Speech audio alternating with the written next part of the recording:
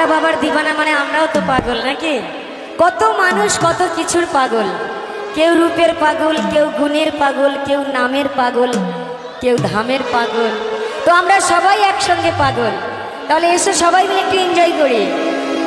আমি পাগলা বাবার দিবানা,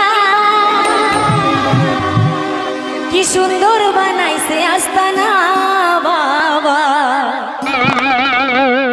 এ জায়গায় আসলে একবার